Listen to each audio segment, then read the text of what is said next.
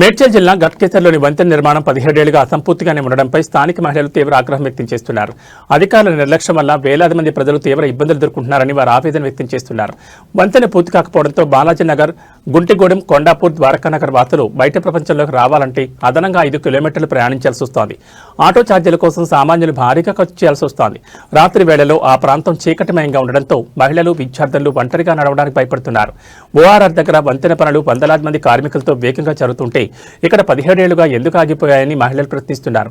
మేం ప్రభుత్వానికి అన్ని రకాల పనులు సక్రమంగా చెల్లిస్తున్నాం, కానీ మా కనీస అవసరమైన వంతెన నిర్మాణాన్ని ఎందుకు పూర్తి చేయడం లేదు? ఆరోగ్య సమస్యలు ఎదురైనా పిల్లల స్కూలుకు వెళ్లాలన్నా నరకం కనిపిస్తోందని స్థానిక మహిళలు మండిపడుతున్నారు. ఈ సమస్యపై తక్షణమే స్పందించి వంతెన పనులు పూర్తి చేయాలని, లేదంటే యువత మరియు మహిళలతో కలిసి పెద్ద ఎత్తున శాంతియుత ర్యాలీ నిర్వహించి తమ నిరసన తెలియజేస్తామని వారు హెచ్చరిస్తున్నారు. మాకు న్యాయం జరిగే వరకు పోరాటం ఆపమని వారు స్పష్టం చేశారు. కాంట్రాక్టర్ మొండి వైఖరి, కాంట్రాక్టర్ మొండి వైఖరి, కాంట్రాక్టర్ మొండి వైఖరి, కాంట్రాక్టర్ మొండి వైఖరి, కాంట్రాక్టర్ మొండి వైఖరి. పేరు గుంటిగూడెం. గుంటిగూడెం నుంచి మాట్లాడుతున్నాము. ఈ బ్రిడ్జ్ గత 17 సంవత్సరాల నుంచి స్టార్ట్ అయి ఉన్నది. ఇప్పటి వరకు కంప్లీట్ కాలేదు. దాని వలన ఎన్ని నష్టాలు జరుగుతున్నాయో చెప్పడానికే ఇప్పుడు మేమందరం మాట్లాడడానికే ఇక్కడ నిల్చున్నాము.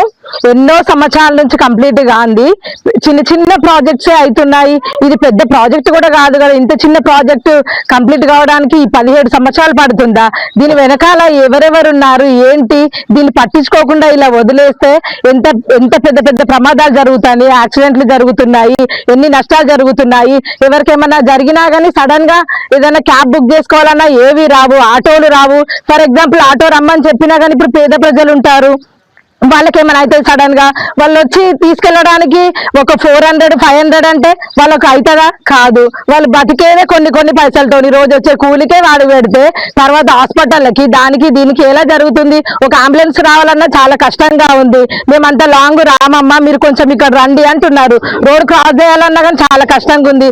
ఎవరైనా మా ఇండ్లకి బంధువులు రావాలన్నా కానీ ఆ గేటు దాటి రావాలన్నా చాలా కష్టంగా ఉంది. పెద్దవాళ్ళు వస్తారు, నడుచుకుంటూ వెళ్ళాలి, రావాలి. ఇప్పుడు ఇదంతా తిరిగి వెళ్ళాలంటే చాలా కష్టంగా ఉంది. పెద్దవాళ్ళు ఇంత ముందుకు ఇక్కడ కట్ట నుంచి రైలు పట్టాల నుంచి నడుచుకుంటూ దాటి వెళ్ళి ఏదైనా సామాన్లు, సరుకులు ఇంట్లోకి తీసుకురావడానికి వెళ్ళేది.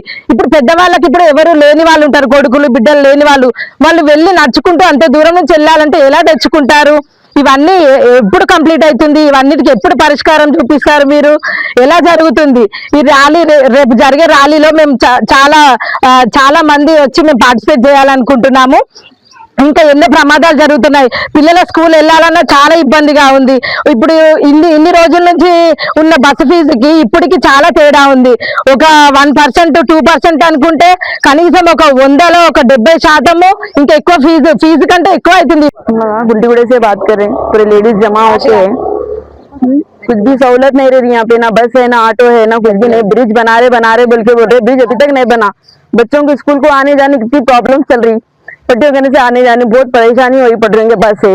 बच्चे घर को आए तक दम में दम नहीं रह रहा. रोड कैसी है क्या है मालूमात नहीं हो रहे हम लोग को.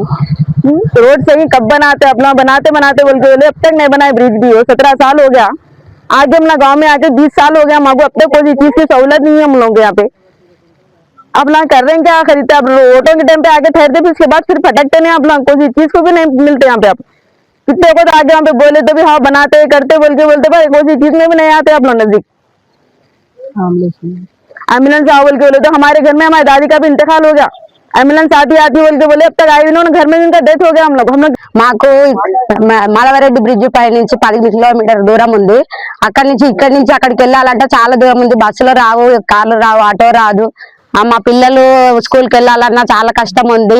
ట్రైన్ పట్టాలు దాటే వెళ్తుంటే చాలా మంది చనిపోతున్నారు.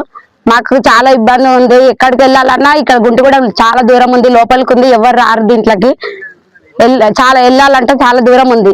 కానీ సీఎం గారిని మేము కోరుతున్నాము, మాకు బ్రిడ్జ్ కావాలనేసి ఖచ్చితంగా కోరుతున్నాము. మేము మాకు ఈ లోపలికి రావాలంటే ఎవరు రారు. ఎలక్షన్లు వచ్చినప్పుడే వస్తారు, లేకపోతే ఎవరు రారు.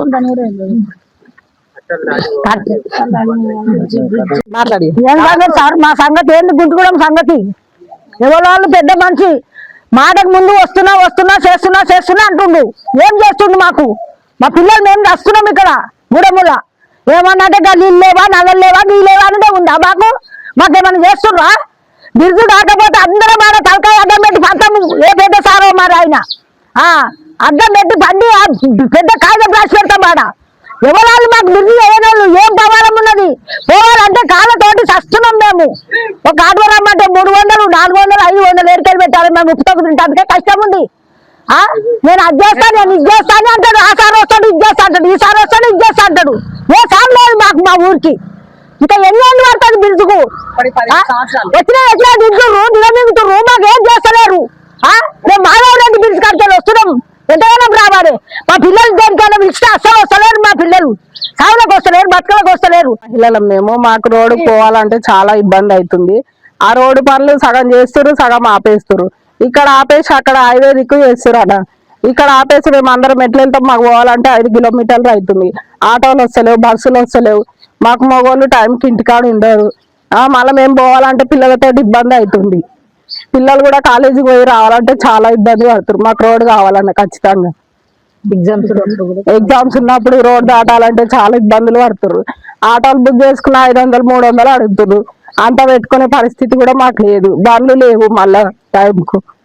ఇక్కడ రోడ్డు చక్కగా లేక చాలా ఇబ్బందులు. 17 సంవత్సరాల నుంచి మాకు బ్రిడ్జ్ ఆగిపోయింది. ఈ మధ్యన చేస్తామన్నారు, కొన్ని చేసిర్రు, కొన్ని చేయలేదు. మా పిల్లలకు కాలేజీకి, స్కూల్కి ఇబ్బంది అవుతుంది. అందరు ఉన్న వాళ్ళు లేరు. ఆటో రావాలంటే చాలా ఇబ్బంది అవుతుంది. రానిక పోనిక 400 అడుగుతున్నారు. ఎవరు వస్తలేరు. కట్ట లాంగ్ అవుతుంది అని అంటున్నారు. కనీసం మాకు ఇప్పుడన్నా ఈ బ్రిడ్జ్ చేస్తారేమో అని మేము అనుకుంటున్నాము. ఇంకా ఆగిపోయింది, ఇంకా చేస్తలేరు. ఇక్కడ చేసే పనులు అన్నట్టు కూడా ఓఆర్ఆర్ కాడ చేస్తున్నారు. అక్కడ చేస్తున్నారు, ఇక్కడ చేస్తలేరు. ఎందుకు చేస్తలేరు మాకు తెలియదు. ఏ నాయకులు మరి ఎవరి చేతులు ఉంది మరి? అది కోట్లు శాంక్షన్ అని అక్కడ చేస్తారు. మరి అవే కోట్లు ఇక్కడ ఇస్తలేరా? ఇక్కడ ఎందుకు చేస్తలేరు మరి? మాకు మేము అదే పదే మేము వీళ్ళు నాయకులు చేస్తారేమని అనుకున్నాము, ఎవరు చేస్తలేరు. అందరం గుంటుగూడెం మహిళలం అందరం కలిసి ఈడ ప్రతిసారి ఏమైనా సరే ఓట్లకు అనేది ఎంత ధైర్యంతో వచ్చుతూరు, అడుగుతూరు, చేస్తురు. మరి ప్రజల కోరికలు, ఇబ్బందులు ఎవరు నెరవేరుస్తారు? మరి ఓట్లు అన్ని అడుగుతారు, చేస్తారు. ఎవరు మరి నీ కోరికలన్నీ చూసారు? ఎవరు తీరుస్తారు చెప్పండి మీరే. అన్ని ఓట్లు కావాలి, అది కావాలి, ఇది కావాలన్న ఇంత ఇబ్బంది అవుతుంది మాకు. స్కూల్ కన్నా, దేనికన్నా, హాస్పిటల్ కన్నా వీడికి ఒక ఫెసిలిటీ లేవు, బస్సు లేవు, కార్ లేవు, ఏం లేవు. ఒక ఆటో కూడా రాదు వీడికి. ఎట్లా మరి మేము ఎట్లా బతకాలి, ఎట్లా జీవనం సాగించాలో మీరే చెప్పాలి. పెద్ద మనుషులు ఇక్కడ పనులు అక్కడ పనులు అంటారు, మేము అది చేసాం ఇది చేసాం అంటారు. అన్ని అయితే మంచిగానే ఉంటాయి. మరి మా బాధలు ఇప్పుడు ఎవరు నెరవేర్చాలో మీరే చెప్పాలి. ఇట్లా అడగట్టాలు ఎవరు లేరనే కదా మీరు ఇట్లా చేసేది. ఎప్పుడు కంప్లీట్ అవుతుంది అది బ్రిడ్జ్? ఇప్పుడు దాకా ఇన్ని ఏళ్ళు అవుతుందా?